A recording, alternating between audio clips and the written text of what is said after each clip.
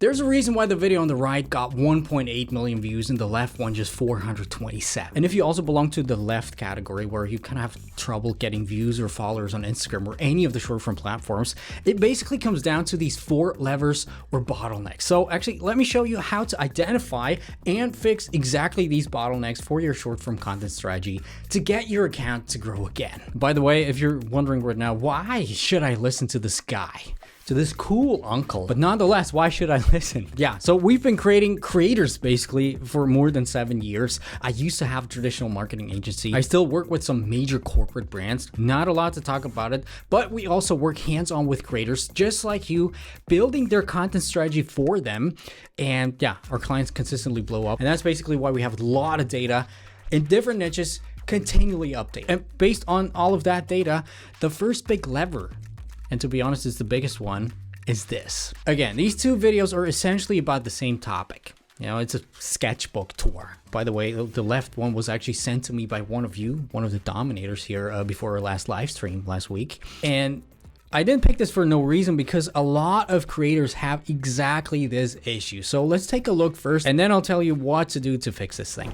Come revisit my old sketchbook with me. It's almost like I wrote more than I was sketching. A lot of weird stuff on blank pages. Let's start with when I thought I could do this 100 heads challenge. Oh my god. I'm not even sure what was going on with this guy's eye. And I kind of like this one, and I like these. Now, you might have already noticed, but the major issue right here is the hook. And if I could just give you one advice that will change everything in your content game, it's to nail your hooks, which I'm going to show you how just now. And don't worry, I'm not just going to regurgitate the basic old thing you've heard a million times, like you need to have a hook in the first 3 seconds that gets them out of their autopilot.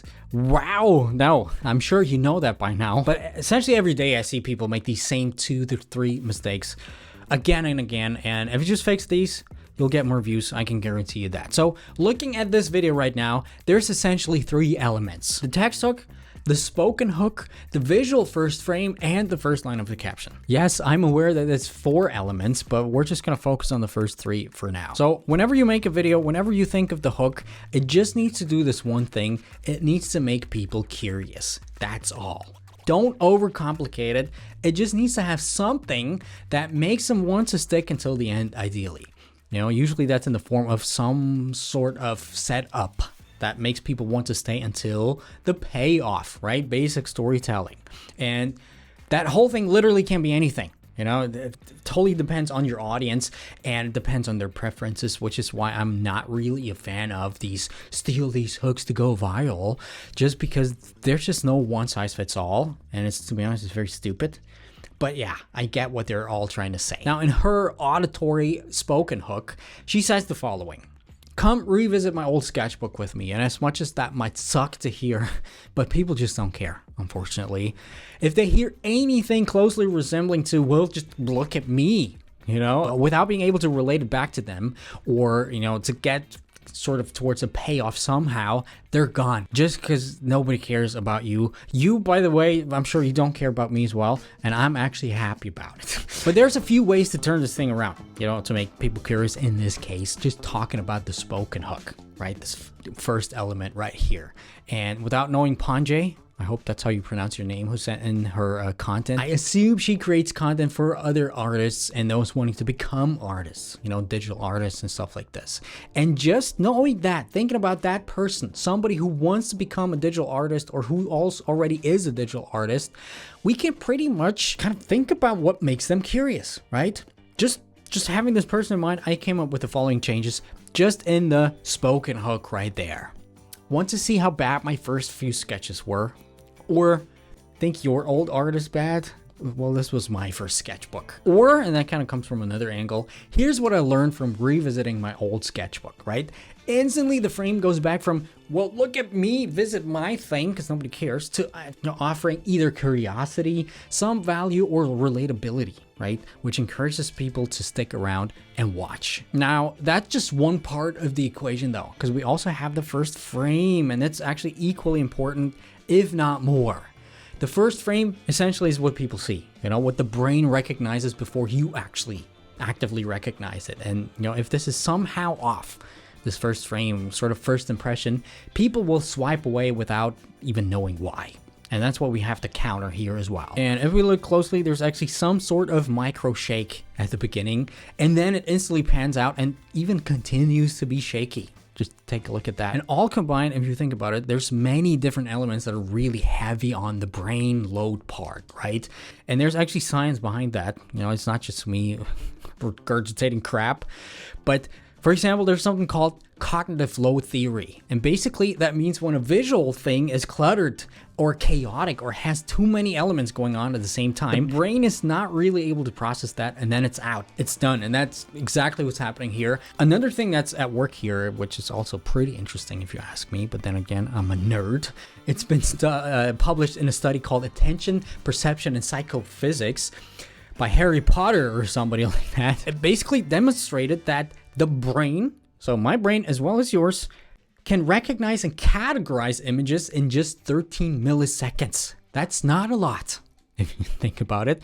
So this cluttered image that we have right there and the micro shake right at the beginning are all it takes to make people leave, because it all happens within the first 13 milliseconds. Kind of crazy if you think about it. And that's exactly why I always say hooks are the most important thing ever. And people say that as well, but I don't think people actually grasp the importance of that. And I hope you really understand that by now. And, you know, if we compare this one again to the one that got 1.8 million views, I'm sure you can already see why that's instantly better. We don't even have an audio hook right there, you know, because you don't always need that. You don't always need all elements. It's kind of like it all plays together. But the most important element here is within 13 milliseconds, we know what's up.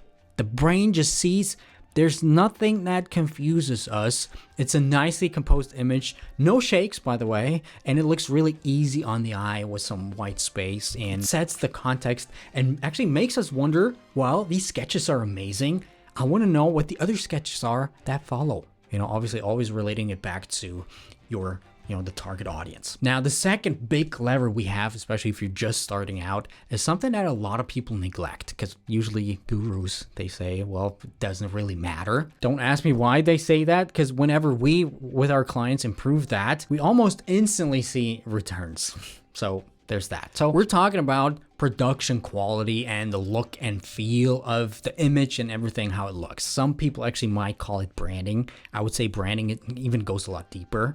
We sometimes have sessions at my creator mentorship about the actual parts of the branding where usually people cry within 20 minutes of these sessions because we go really deep. But that's a whole nother part of the story. Now, if you remember, right now people on social media have big trust issues, and because there's just so much content out there, and there's just so many creators out there, mediocre creators, and it's kind of hard to pierce through this cloud of bad content. And especially if you don't have a big follower number, people just don't want to follow you. We've noticed that a lot. I've seen that in my data. People don't follow people anymore as much as they used to. So we somehow need to break this shield and actually get people to follow us, because that's another very important indicator for the algorithm, obviously. And one thing to actually do that is by having your content look like it's been created by somebody who should have 1 million followers, right? A lot of the times I see people who are like, well, I'm gonna wait until 2,000-3,000 followers until I put actual effort into my content. That's exactly how you should not go about it. And people should instantly see that your quality is up to its standards, right? Instantly. And then they don't really care about the follower number anymore.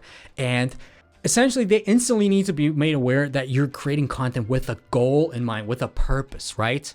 Which I hope you do have a goal. If not, we have a whole different discussion, but I don't even want to think of that. So actually, let me show you the power of this whole thing right there and how you can replicate that as well to instantly look like some awesome 1 million plus creator. Let's say you create talking head reels and you only have your phone at hand, which is fine, by the way. You know, just using the phone. We have creators who have millions of followers just with their phone. Usually when people come to me or when people send in their reels, I see they kind of put effort into creating, and then they look into the room and they're like randomly somewhere where they think it looks cool or clean. They just whip out the phone, the selfie mode, and then they start to create. And usually it looks something like that, right?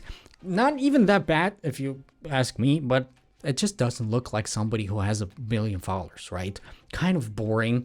Also a little bit of shakiness going on, and just a selfie. Holding the camera selfie mode is almost never a good idea. Only if it actually fits the whole but let's not even get into it. So the first thing you need to ask yourself right now, where in my room or where in my apartment or wherever is there a place that kind of looks cool with some sort of background? Just a white background usually is a little boring, to be honest. And what's kind of interesting, also think of angles and stuff like this, and then just try to sit down and do some test shots with it, you know, and just try to see what's going on. The other thing, by the way, is never use your front camera, the selfie camera. Always use the back camera for that if you use your phone. The quality is just infinitely better and people will recognize that. So that's what I did here.